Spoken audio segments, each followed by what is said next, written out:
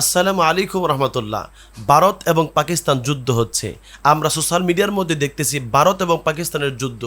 কী কারণে যুদ্ধ হচ্ছে সেটি কি আপনি জানেন? আসুন আমরা জেনে নেই ভারত এবং পাকিস্তানের যুদ্ধ কী কারণে হচ্ছে। আমরা 2025 সালে দেখলাম ভারত এবং পাকিস্তানের যুদ্ধ। 2025 সালের আগেও ভারত এবং পাকিস্তানের যুদ্ধ ছিল। 1947 সালে কাশ্মীর নিয়ে ভারত এবং পাকিস্তানের মধ্যে যুদ্ধ তখন থেকে সূচনা হয়েছে। 1947 সালে সে কাশ্মীর নিয়ে দুনো দল ভারত এবং পাকিস্তান দুটা দেশই দাবি করেছিল কাশ্মীর তাদের। সেই সময় 1947 সাল থেকেই যুদ্ধ তাদের মধ্যে শুরু হয়েছে। জাতিসংঘ দুই দেশকে তারা সমান ভাগে কাশ্মীরকে ভাগ করে দিয়েছে। তখন থেকেই মোটামুটিভাবে যুদ্ধের শীতলতা এসেছিল।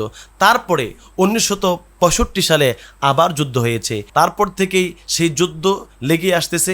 অদ্যাবধি পর্যন্ত ভারত এবং পাকিস্তানের সেই যুদ্ধ হচ্ছে আমরা দেখতেছি। ভারত এবং পাকিস্তানের মধ্যে যুদ্ধ হলে বাংলাদেশের কোনো ক্ষয়ক্ষতি হবে কিনা আসুন আমরা জেনে নেই কী পরিমাণ ক্ষতি বাংলাদেশের মধ্যে হতে পারে। আপনারা জানেন যখন কোনো দেশের মধ্যে যুদ্ধ হয়, পার্শ্ববর্তী যদি কোনো দেশ থাকে সেই দেশের মধ্যে কিছুটা প্রভাব পড়ে। প্রথম প্রভাব পড়তে পারে আমাদের অর্থনৈতিক বিষয়, পাশাপাশি আমাদের বাণিজ্যিক বিষয়। যেহেতু বাংলাদেশ এবং ভারত দুই দেশের মধ্যেই আমাদের সাথে বাণিজ্যিক অনেক চুক্তি রয়েছে, পাশাপাশি পাকিস্তানের সাথে বাংলাদেশের বাণিজ্যিক অনেক চুক্তি রয়েছে।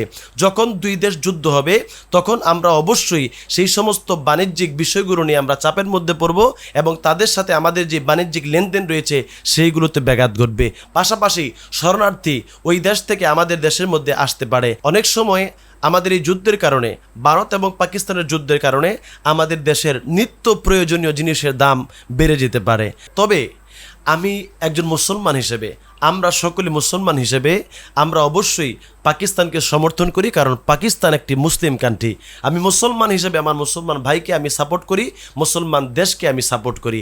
আসুন আমরা এখন জেনে নেই ভারত এবং পাকিস্তানের মধ্যে যদি যুদ্ধ হয় তাহলে কোন দেশে ক্ষতিগ্রস্ত বেশি হবে, কোন দেশ বেশি ক্ষতিগ্রস্ত হবে। যেই দেশেই যুদ্ধ হোক, যেই কোনো দেশের মধ্যেই যুদ্ধ হোক, দুনো দেশই কিন্তু কম বেশি ক্ষতিগ্রস্ত হয়ে থাকে, সেটা ভারত পাকিস্তান হোক বা অন্য যেই কোনো দেশ হোক।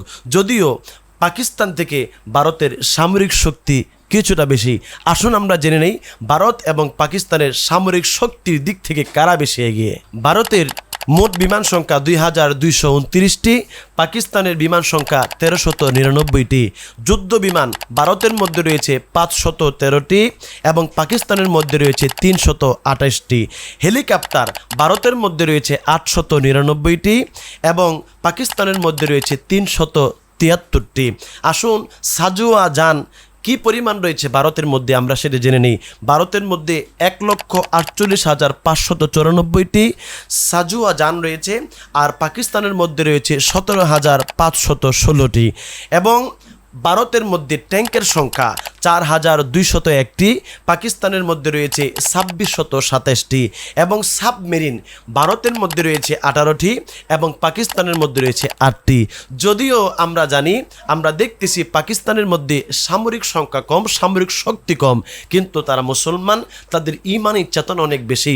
আমরা মুসলমান হিসেবে প্রত্যেকটা মুসলমানের উচিত পাকিস্তানকে এই দিক থেকে অবশ্যই সাপোর্ট করা এবং আমি অভ্যন্তরীণকারী সরকার ডক্টর ইউনূসকে বলবো আপনিও পাকিস্তানকে সাপোর্ট করুন এবং যেই কোনো ধরনের সহায়তা পাকিস্তানকে আপনি দিবেন, এটি আমরা মুসলমান হিসেবে আপনার কাছে প্রত্যাশা করতে পারি। আল্লাহ সুবহানাহু ওয়া তাআলা মুসলমানদেরকে বিজয় দান করুক।